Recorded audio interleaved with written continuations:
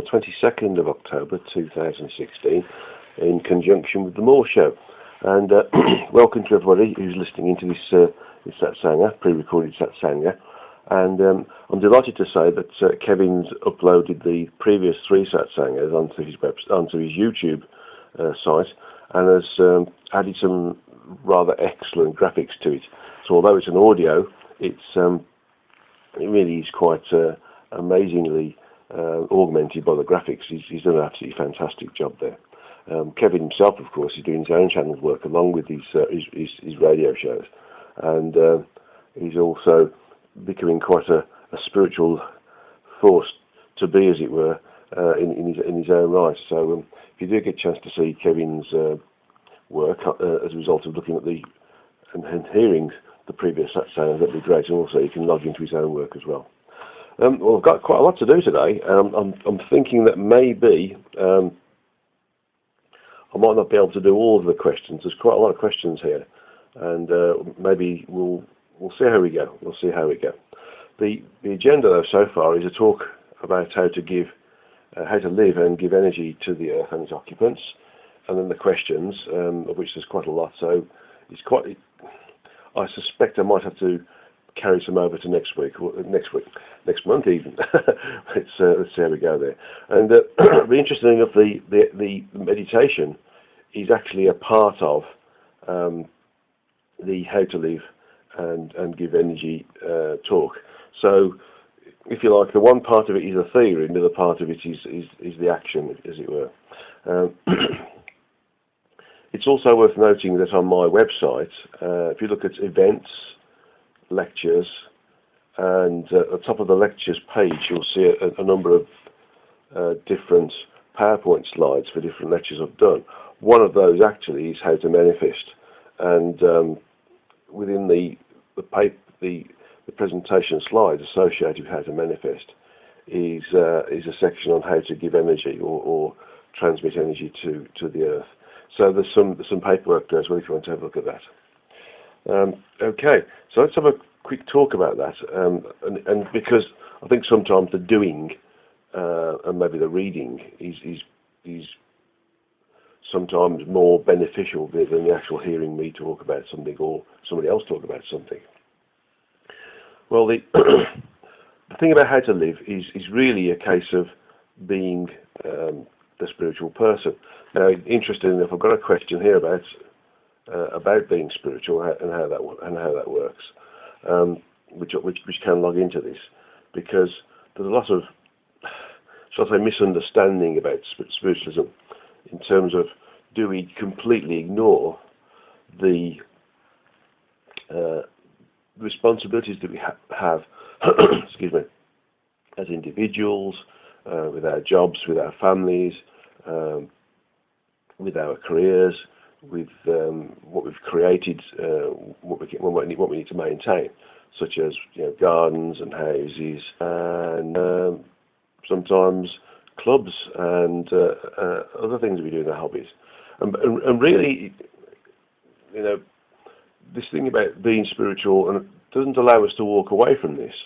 So, for instance, if you're an employer and you have any number of employees from like 1 to 1,000, even though one is a spiritual individual and is in effect thinking, behaving and acting in a spiritual way, where we're always considering others and we are always looking at the best way to solve things in a non-aggressive, non-violent, not specifically passive, but an understanding and caring way, that we still do need to uphold those responsibilities. So in the one question I've got, it talks about, is it right to walk away, to live the spiritual life, and go and meditate every day and work on educating others and helping others and being of service to others every day? Is that the right road? And my answer is no, it's not. The thing is, we come here to do a job. We come here to do a role. And that role is to experience what we're supposed to experience in this particular environment, in the country we're experiencing, with the family that we're born into, and the career and the roles that we decide to undertake, and interact with the individuals, take on board the responsibilities, and solve problems, create things, and really take on board what we're doing and be responsible for it. And if we start something, we should complete it. So the thing to note is that being spiritual doesn't. That's one of my cats ringing its bell, having a scratch.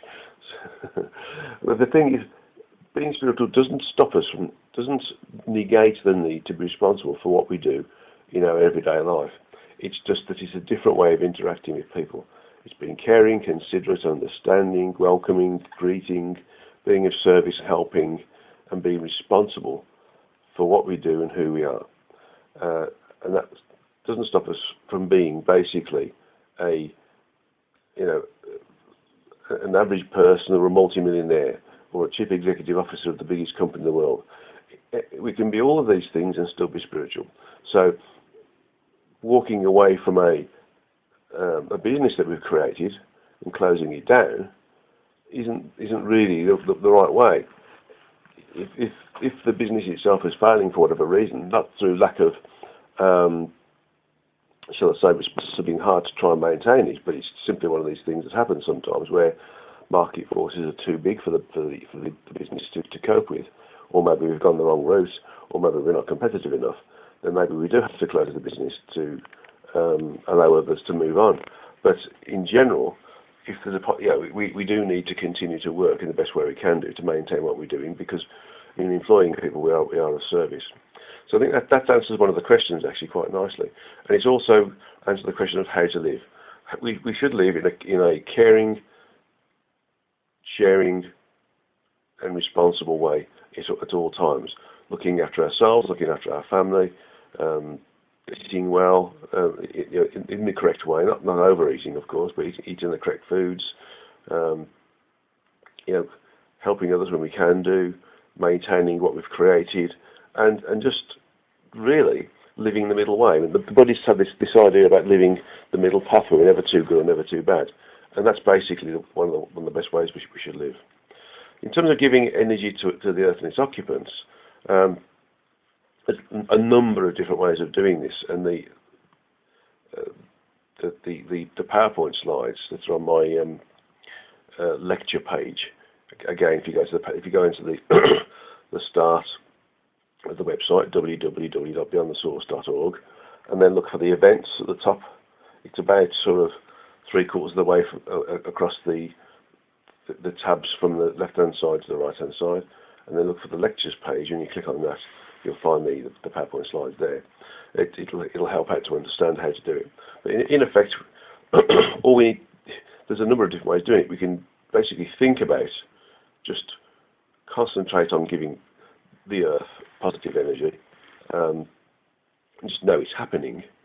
And that's basically a case of understanding the rules of the universe or the multiverse, and that means that whatever we want to happen will happen, provided we don't push too hard, and provided we go with the flow.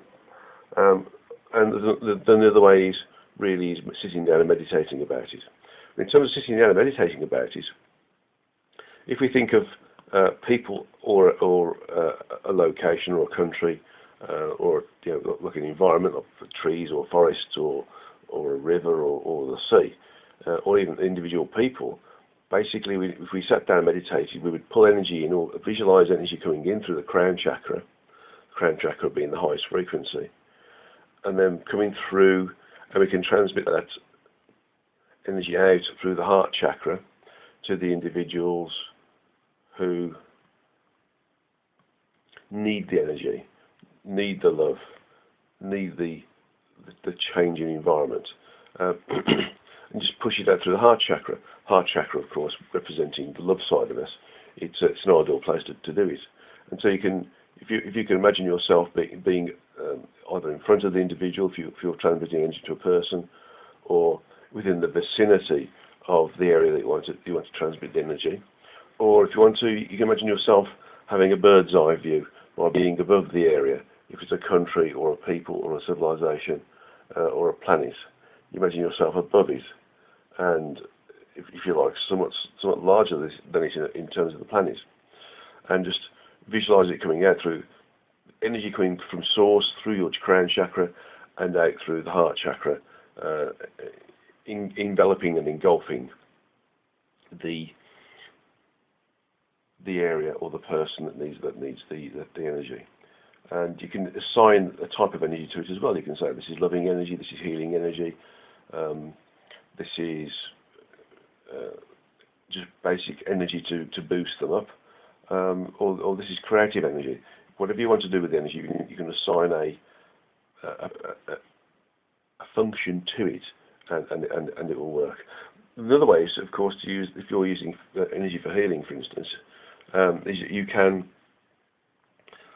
act as a channel. I mean, we always act as a channel, by the way. We don't actually give them our energy. We allow the opportunity for source energy, the source entity's energy, to be channeled through us to the area that needs it, and that allows it to have function or direction or focus because of what we are. So we only ever channel it. We don't actually create the energy ourselves.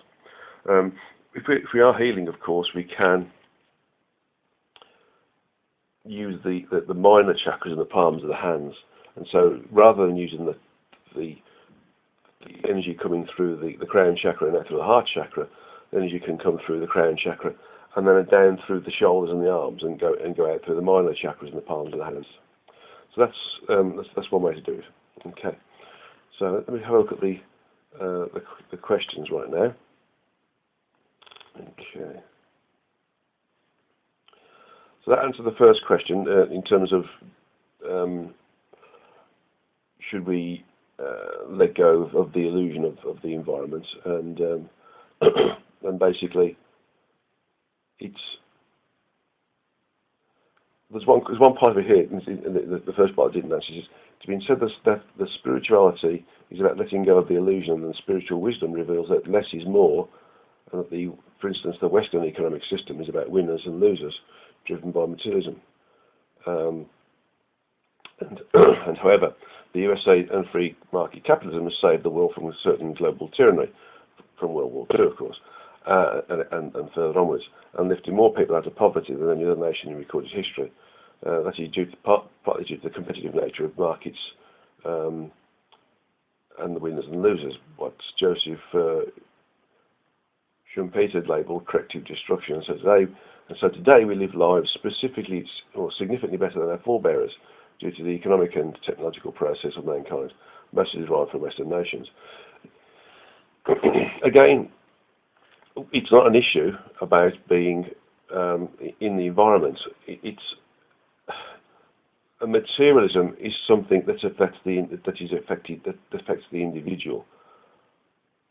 We can still be the chief executive officer and want to create a successful company, but it's how that success affects us, which is how we work with it. Excuse me. So very quickly, and to augment the previous answer to it, we exist in this environment because we want to experience this environment. We can and do work with our life plan, and we can be as accurate or as loose as we want to be in terms of how we follow it. And it is right that we work in a materialistic way at times. We also work in a very collective and loving way at times as well. But the thing is, we have to make sure that even if we are destined to create the biggest company in the world, and that requires a significant amount of material wealth as a result of it, it shouldn't affect us spiritually if we think of it in terms of it is a function of what we've created, and therefore, as the word illusion springs to mind, yes, everything in the material world is an illusion because we're creating it to understand it. But the thing is, even though it's illusion, we've created it. We exist. We incarnate into a creative environment. and we create it. And so in creating it, individuals who are incarnate into it as well benefit because we employ them and we help them to survive in a more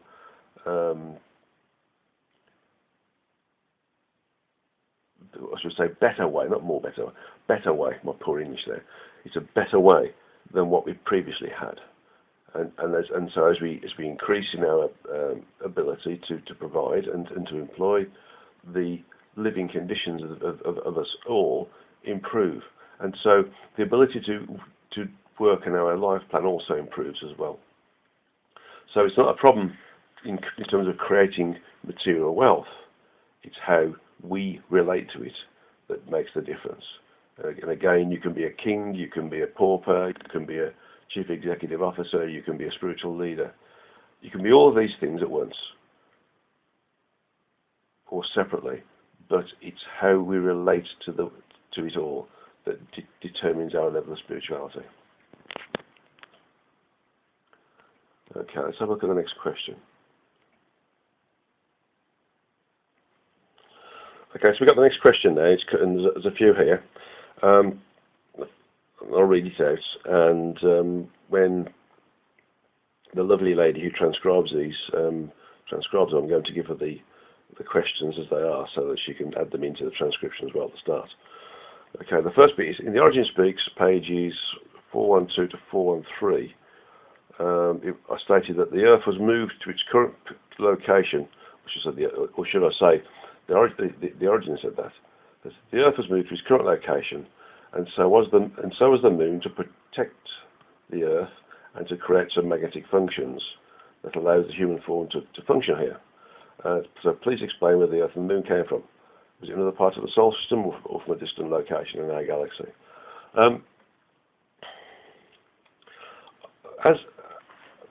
As I'm relating to this question, I'm getting the information, and quite interestingly enough, I'm told that there's an area within the physical universe that is particularly good at supporting the creation of,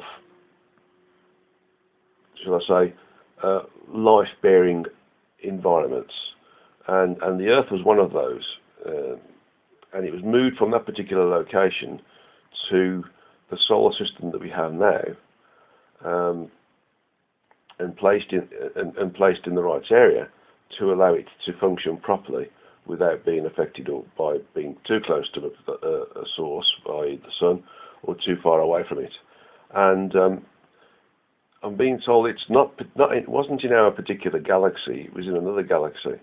I'm being told 23 galaxies away in distance from where we are now. So, and it was put into this particular location because it was the best place for us to experience our free will without affecting too much the other areas within the galaxy, because the other areas within this particular galaxy we are now don't have this individualized free will that we do. So it came from a galaxy that was particularly good at creating, shall I say, the correct environments to allow an incarnate body of our density, our frequency, to exist. And the Moon was brought across to protect us. So the Moon isn't a machine. It's simply another body that was. I'm being told to use the word created to allow the diffusion of certain magnetic energies that allow the ability for certain atomic structures to exist.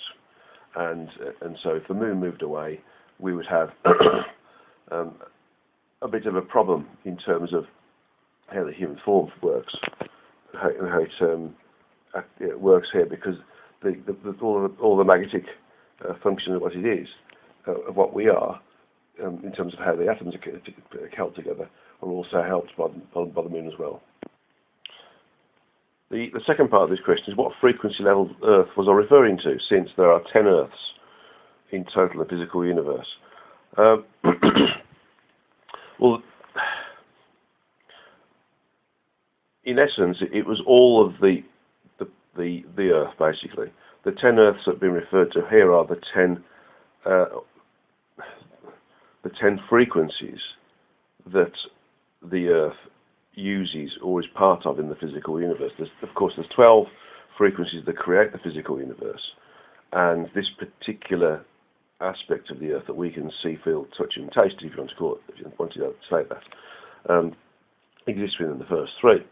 So, as we move up the frequencies, more content associated with the universe and the Earth can be observed.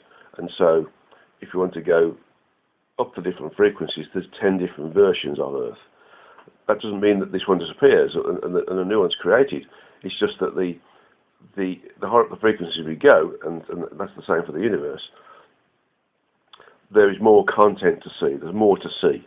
So as we move up the frequencies, to say we go to frequency level 4, there's what we see on frequency level 3 plus what's there associated with the Earth and the universe on frequency level 4 as well. When we get to frequency level 5, it's the same Earth. It's just that on frequency level 5, there's more content on the Earth because we're seeing what's on 5, what's on frequency level 4, and what's also on the frequency level 3. So it's, if you like, it's experiencing more and more of the Earth as we go up. So although this is quoted here that there's 10 Earths, there's 10 levels of content associated with the Earth, and they're associated with the different frequency levels that we're at. And that also includes the physical universe. So there's also, for what we're experiencing now, is the first three frequencies, and then if we went into the higher levels, the 4th, 5th, 6th, 7th, 8th, 9th, 10th, 11th, and 12th, we would see more and more content associated with the physical universe that we're seeing now. It's just that it's a different frequency level, and we can't see what's above us, but we can see what's below us. So if we're on the 12th frequency, we can see everything that's below us.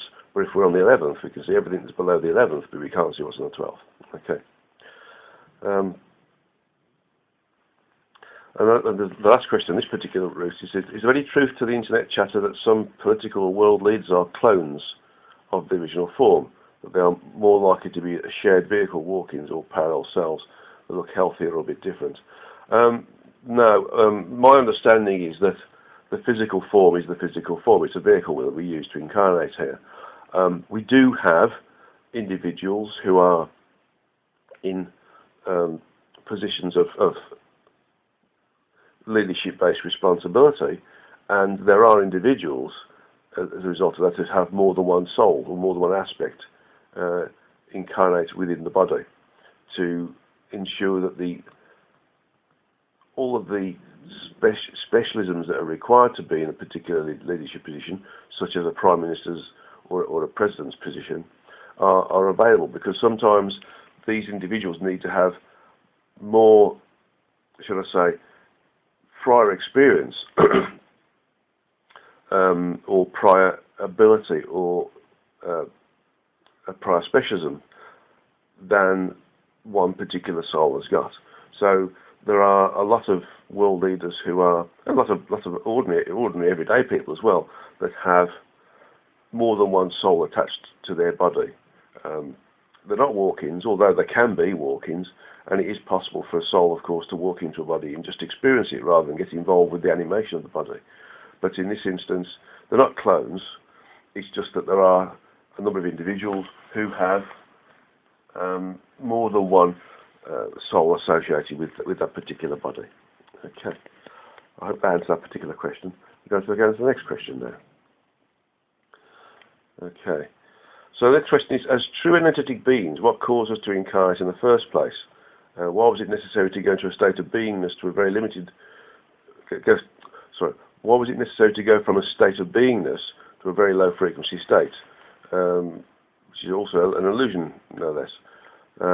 Only to reverse the process through countless incarnations to get back to our true energetic selves. In the history of God, it was explained that the opportunity for fully individualized free will was the creation of the addiction to certain thoughts, behaviours, and actions associated with being on this particular planet, and so that's where karma comes from. It's how we relate to it, how we relate to being here, whether we get addicted to want to come here, whether we want to get addicted to the thoughts, the sensations, the behaviours, the actions, and the feelings about being here. But on top of that, as individualised entities, as individualised units of source, if you want to call it that, we desired to experience every part of the, shall I say, the environmental area that was created by Source, that is basically segregated source structure to experience every part of it, and that includes the lowest parts. So if we were just to experience the highest frequencies of Source, of the multiverse, then we wouldn't really experience the true experience. So experiencing the lowest frequencies is basically a function of our desire to experience everything. It's a little bit like, why would we want to go in a submarine or an extreme deep sea pressure suit to see what's at the bottom of the ocean when it's about a mile deep? It's because we want to. And I know it sounds a bit of a lame answer. It's because it's there, and it's there for us to experience. We wanted to experience it, and that's basically it. So it's really a case of we have taken on board through being created the opportunity to experience, learn, and evolve. And to do that, we need to experience everything, and that includes lowest frequencies. And unfortunately, there are things associated with lowest frequencies that do cause a problem, and being addicted to them and wanting to come back to them is one of those things we have to work our way through. And for want of a better word, experience as well, and then come out the other side. So it's all part of that. So the next question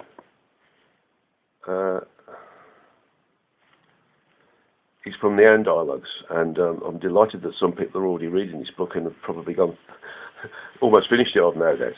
And this question says, in the Ann Dialogues, pages 1912-2, I wrote that when a true energetic self has a significant role to play within a specific universal environment, e.g. creative flood, major falls or rises in civilization, or the movements of planets, etc., it projects a major component of its sentience into a smaller vehicle. Yeah. So that's basically us. We are the smaller component. And it says, regard the movement of the Earth and the Moon, were they moved by their own tests or another test? No, it's the movement of the Earth and the Moon was a function of the curators, and this is a book that I'm currently channeling at the moment. And the curators are a group of beings, quite a large group of beings, who have elected to be of service by maintaining the structure of the multiverse above and beyond the maintenance or the creativity that the Source has done. So the Source created the multiverse, and then the true energetic cells and aspects of those true energetic cells elected to work on the creativity of the multiverse to create environments that we collectively want to work with to experience, learn, and evolve.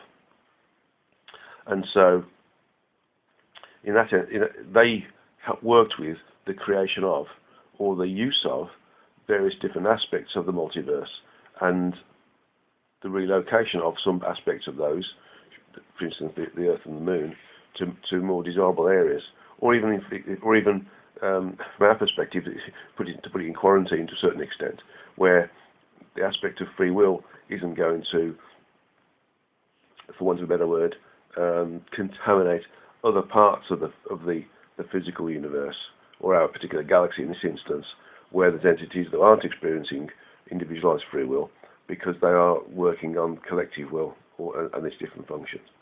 So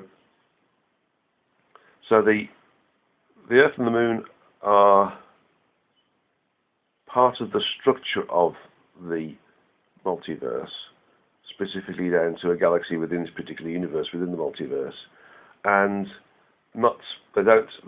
although they are individualized as a function of source, because they are again a function of source. They're individualized parts of source. They don't have a true energetic self in their own right. There's a lot of talk about this, about the Earth's got a soul and the Moon's got a soul and the planets have got a soul. They have a level of energy and intelligence associated with them, but they aren't in the same genre of what we are. So in that to help us understand this, is that they wouldn't be in the role of experience, learning, and evolving as we are. They are simply part of the overall structure that's being used for our experience, learning, and subsequent evolution. So they're part of if you like it, they're a lower form of being of service, because it is part of the structure, the overall structure of the source.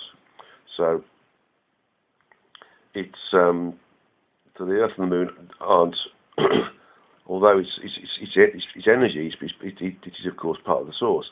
They don't have their own true energetic cells. Okay, and so the first part of the question is that when a true energetic self has a significant role to play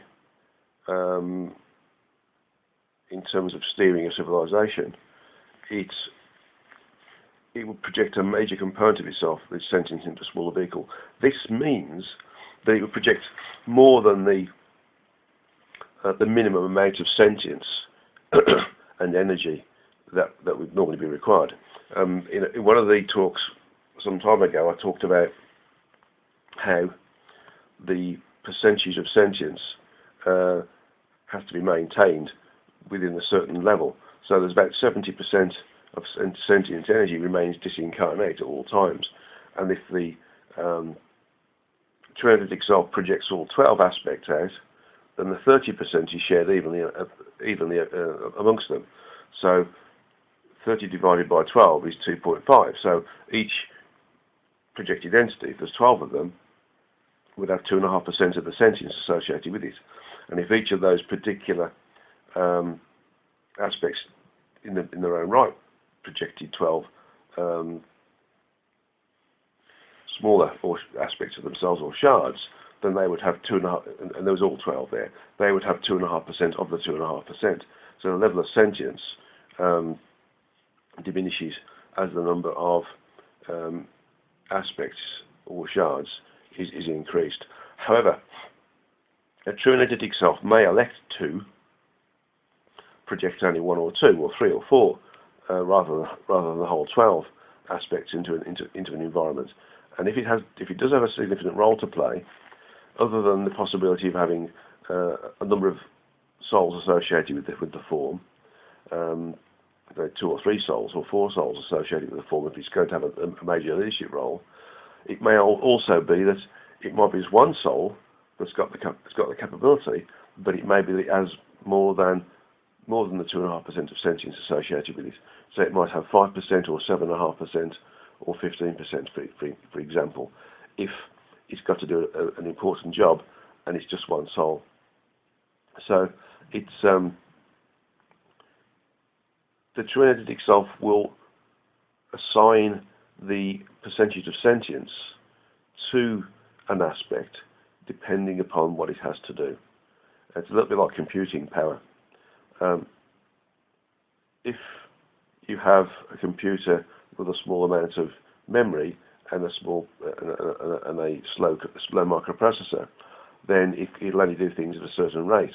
Whereas if you have a lot of memory available and the fastest microprocessor, then it'll do a lot of work. And that's the same thing with the sentience. So if we have the normal 2.5% associated with a soul, then it'll do most things it needs to do.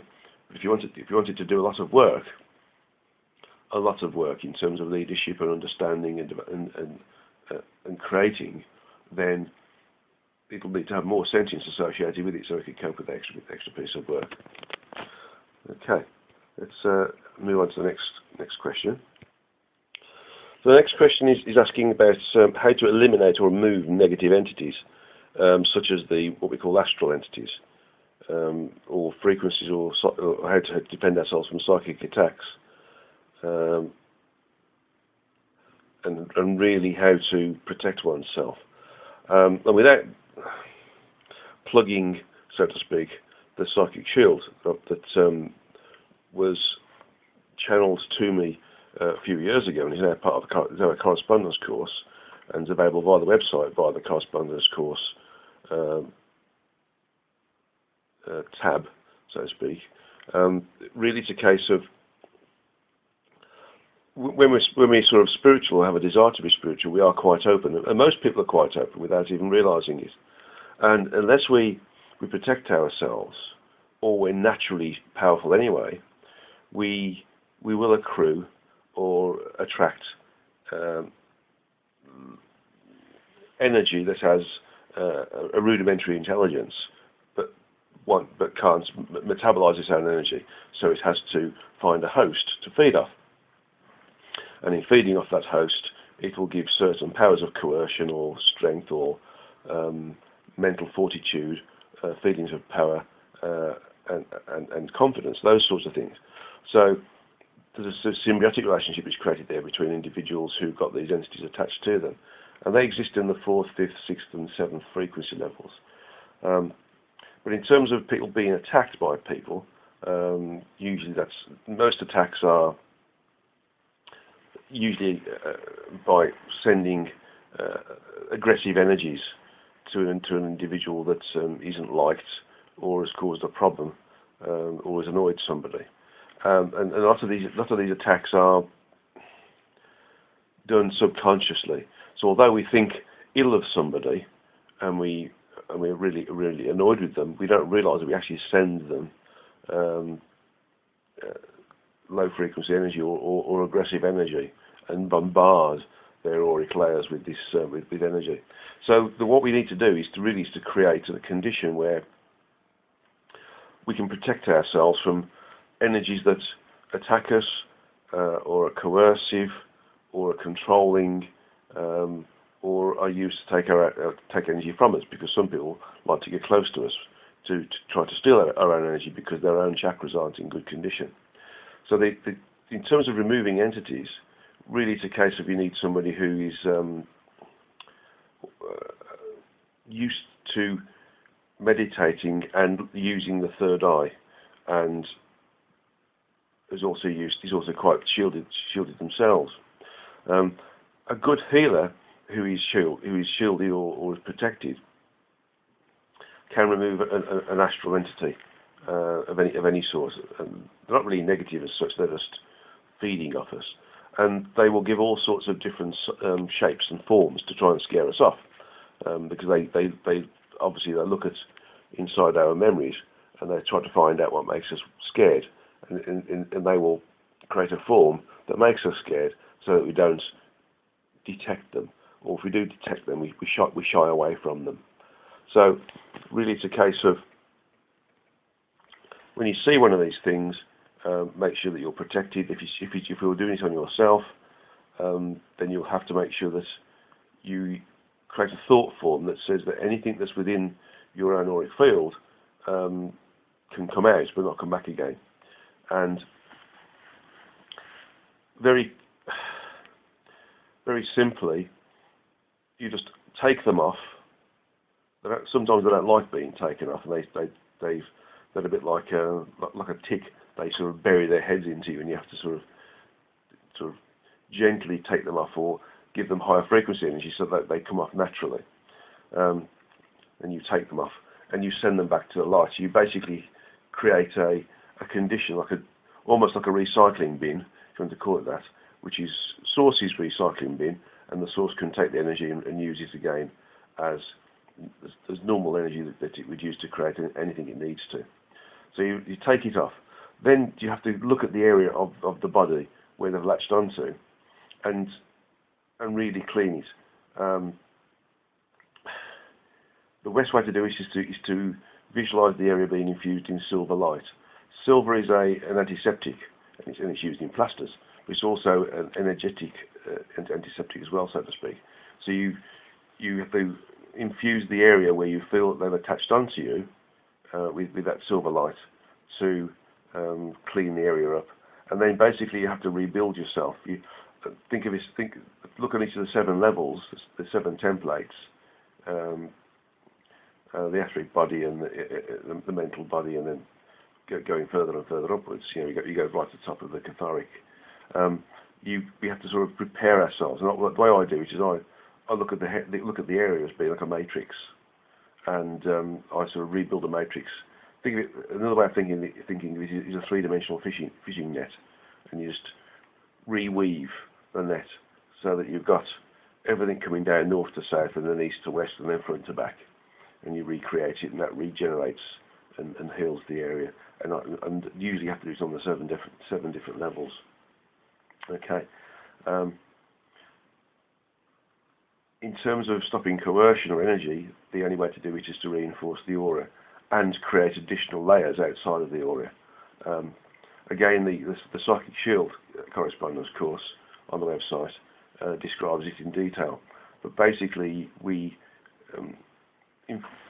create a laminate by infusing the connecting light in between the inside and the outside layers of the auric fields. So we infuse light between level 1, level 2, and then one between 2 and 3, and then 3 and 4, and 4 and 5, and 5 and 6, and we create this laminate. And then once we get to 7, we can create extra layers. We just visualize extra layers being there, so we can go put light between the outer edge of the 7th level and then in the inner edge of a new 8th level. We can create a 9th level and do the same thing, and a 10th level and do the same thing.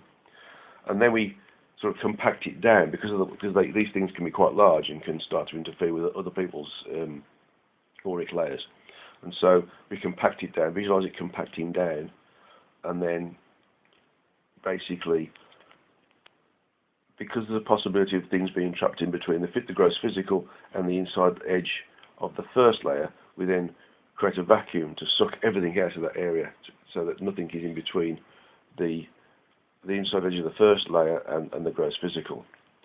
And then we basically assign a command to that shield, saying that it's going to protect us from attacks or energies that are being used to hook energy from us, or entities, or people, or coercion.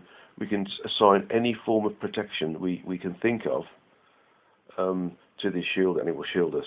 It will be a general shield anyway, but if you start to say, well, particularly, I want you to shield me from the energy from a certain person, or from certain entities, or whatever, then it will shield you as well. You can also tell it to shield you from Trojan horses as well. And a Trojan horse is when an individual might use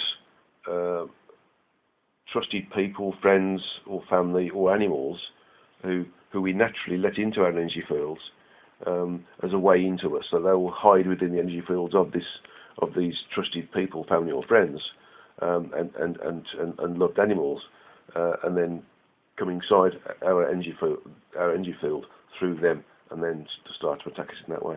So we have to start to think of it in that way. So, in effect, it is a very basic explanation. I would suggest that anybody who is feeling that they are being attacked would think about using the Psychic Shield, which is on the website. It's extremely beneficial, and if you use it properly, it is very, very robust, and it will last for as long as you want it to last. It doesn't specifically have a lifetime. You can assign it to the rest of your life if you want to as well. Okay, I think we're doing okay. I think we're going to be able to get all these questions if we can do. Let's go to see what the next question is. So the next question says, in Beyond the Source Book 1, page 126, Source Entity 4 describes voids that exist in all source entities. Each of us has areas that are not part of us. So that's on page 125. Is this a massive area described by astronomers in the article that's attached. Now, when we do the transcription, I'll add this in so that you can click on this article if you wish to read the article and then relate it to this particular answer. My understanding is that in relation to the article and the answer to the question at the start about each of us has areas within us that are not part of us, when the astronomers see that space is full of gigantic holes that are bigger than they expected, in essence, what they're seeing or detecting is areas of locally high frequency. And so that means that the parts of the gross physical aspect of the universe, those that are on levels 1, 2 and 3, are temporarily sometimes in the next level up, so in the 4th level, for instance. And if the astronomers looked again at the right time, they would notice that that area would reappear. So, and we see this on Earth sometimes, where people suddenly find themselves in an area and they're seeing things from the past or they're seeing things from the future. And then they get confused and worried and frightened, and their confusion, worry and fright brings the frequencies down, and so they return back into the area within this particular environment that they thought they were in. And there's a wonderful book that describes a number of these different things, and I can't think of the author's name, but the book is called Twidders. It's an Ozark published book, and the lady described a number of different stories of people who found themselves in different time zones whilst being on the Earth. And that's because they've been in an area of locally high frequency where all sort of event spaces are available to us all at once, which is what they are normally when we disincarnate, of course. But where we are now, we're lower frequency, we can't access this sort of stuff. So areas where these holes are is basically different to what the comment about that Source 74 described in Beyond the Source 1, that each of us has areas that are not part of us. It's a different thing. This article is referring to things that have been detected that are relating to areas within the physical universe where there is a locally high frequency level, and so therefore the invariance to the book Twidders, where it describes all event spaces existing at one time, so somebody can experience a different time zone than what they're in now, so to speak. The time zone associated with this locally high frequency that the astronomers are seeing is, for all intents and purposes, not particularly visible. So it's not actually a time zone. I mean, it could even be that they're seeing a number of different frequencies at the same time, and so what is there isn't detectable by our machines. Remember, we can't see what's above us, but we can see what's below us. So when we're on the 4th frequency, we can see what's on the first, second, third frequencies and the 4th, but we can't see what's on the 5th. So an area of locally high frequency would appear to be a hole, and that's what they're detecting. So I'll put this. All these questions will be put into the transcription, and the link here has been sent, which was in New Science, in New Scientist, will also be included, so you can have a look at that as well.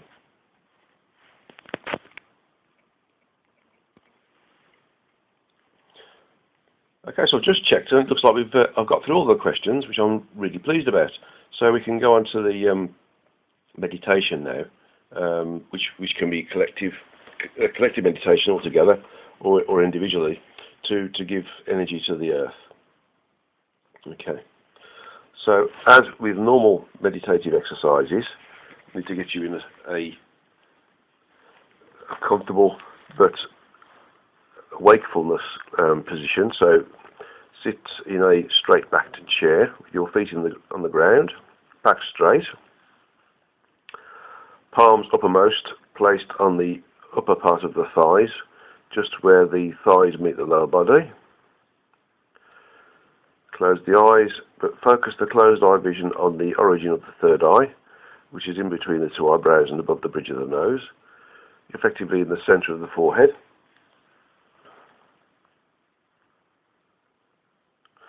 And this will be a very simple meditation, really simple meditation.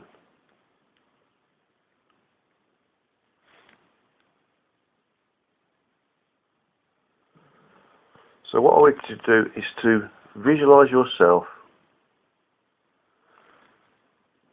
in front of a lift, a glass lift. So walk towards this glass lift, and you can press the lift call button so that the door opens.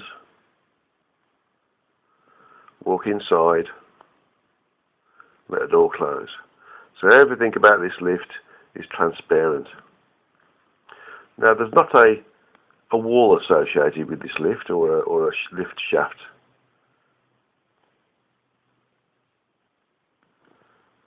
There's just the lift. And I want you to use your thought process to ask the lift to take you up into the atmosphere. So as the lift rises, you start to see more of the area that the lift's in. If the lift is in your back garden, for instance,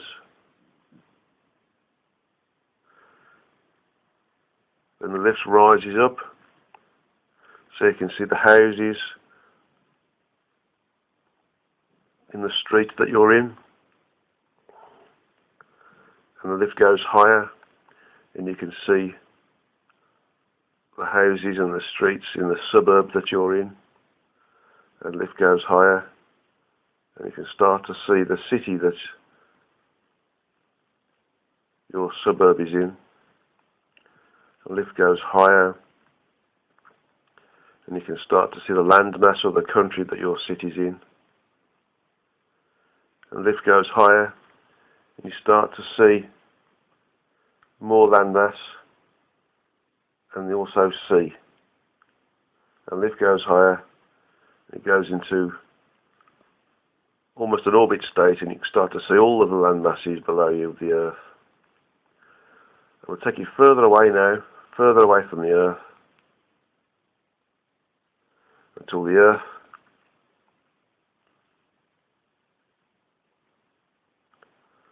is in front of you, and it's about the size of a beach ball, and that the beach ball is about 1 metre in diameter, a large beach ball, or it's 3 feet and 3 inches, for those of you working imperial still. So it's either 1 metre in diameter or 3 foot 3 inches.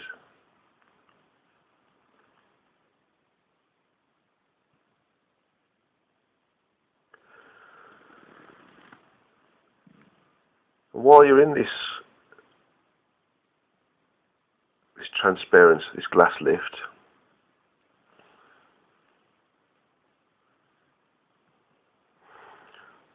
I want you to feel that you can pull in energy through your crown chakra. Ask the source to give you energy, and the energy comes in through your crown chakra.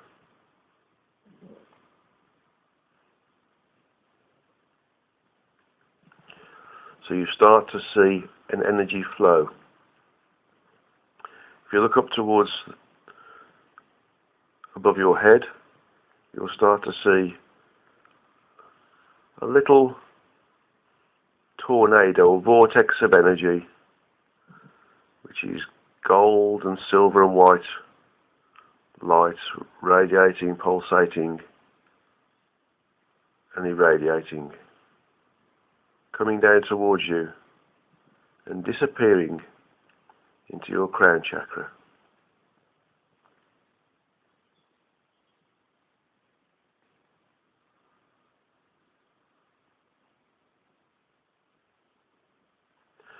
the energy comes in,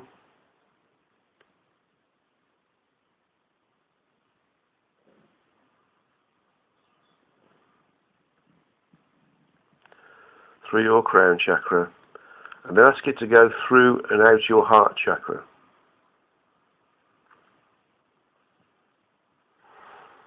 And it goes out through your heart chakra, and ask it to project out from your heart chakra and surround the earth.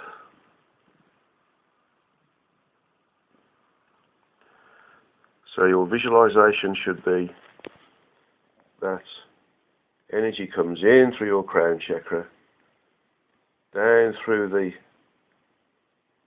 if you like, the connection between all of the chakras, the central nexus, if you want to call it that, down to the heart, down to the crown chakra, down this central nexus, and then out through the heart chakra, and then projects out and engulfs and surrounds the earth.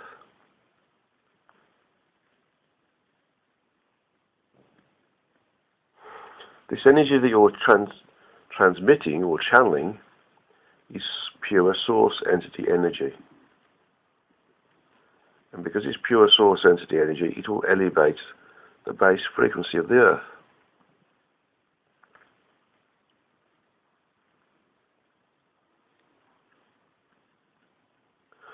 So this energy not only surrounds the earth, it starts to permeate the earth.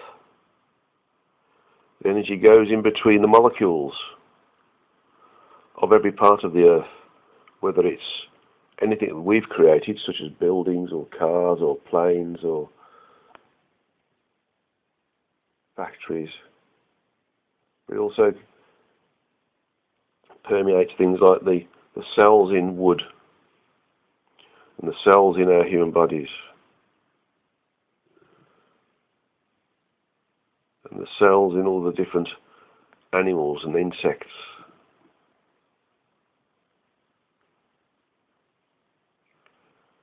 And the earth itself, the ground, the mountains, and the seas.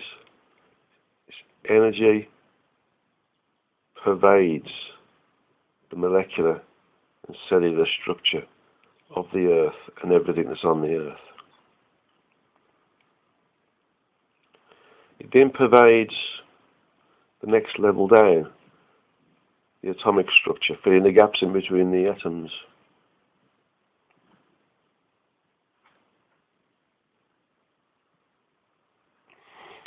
It goes deeper, filling the gaps in between the subatomic structure of the electrons, protons and neutrons. And it goes even deeper, pervading the gaps in between the quarks and the strangeness and the charm.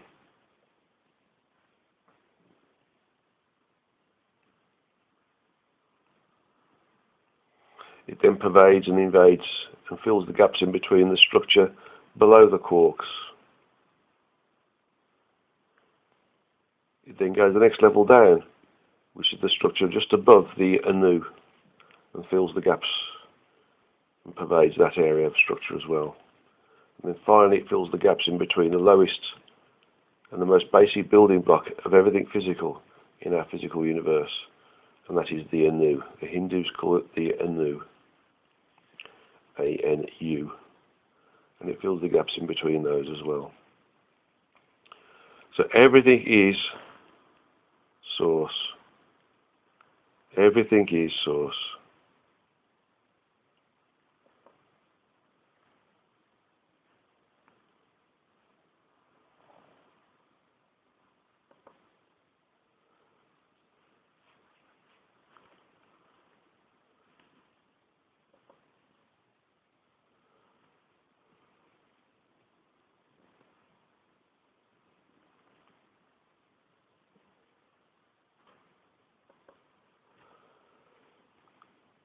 Because we've allowed this energy to come through us to the earth, it also affects us as well, of course.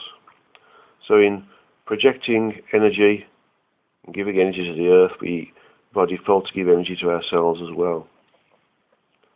So you may feel rather light-headed and very light in weight as well, very energized.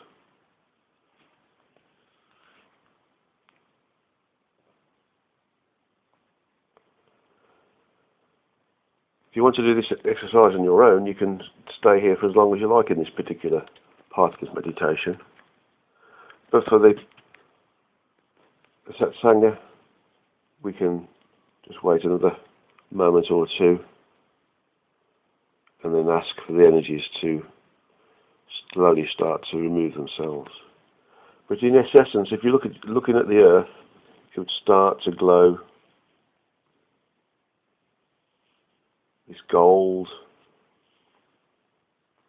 and silver and white energy, which is the same as the energy that came through our crown chakra and was projected out to our heart chakra. And this energy pervades all of the areas we just talked about, the atomic structure and below. Start to see that the earth loses its coherence for the moment. It becomes just an area of this energy. It's not earth inside the energy, it is just an area of this energy.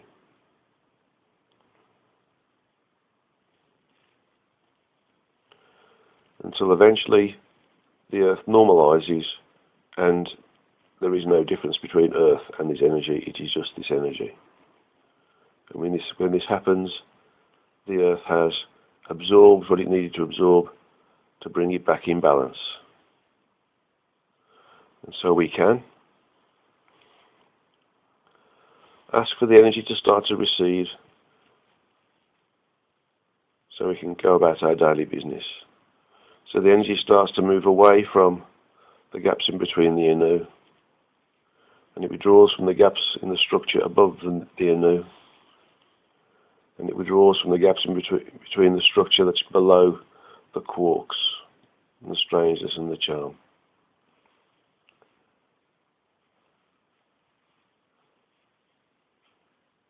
And it moves away from the gaps in the structure in between the quarks and the strangeness and the charm themselves. And then it moves away from the structure in between the electrons and the protons and the neutrons, subatomic structure. And it moves away from the structure in between the atoms themselves. And then it moves away from the structure of cells or molecules,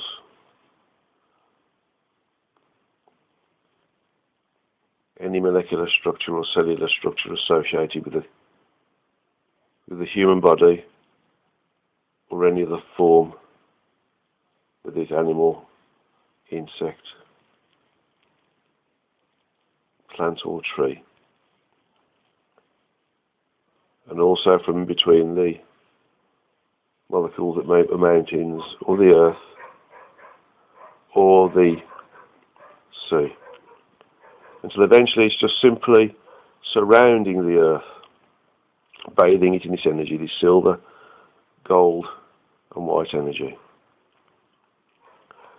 And then we withdraw it and it comes away, leaving the earth just shimmering iridescently in the distance, this 1 meter or 3 or 1 yard diameter ball in front of us.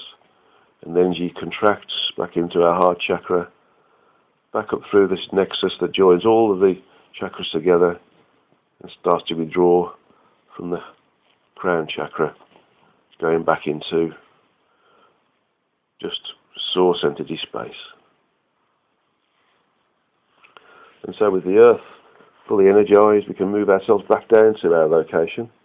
So we ask our lift to come out of this high orbit level. So we start to see the earth getting bigger and bigger, and closer and closer.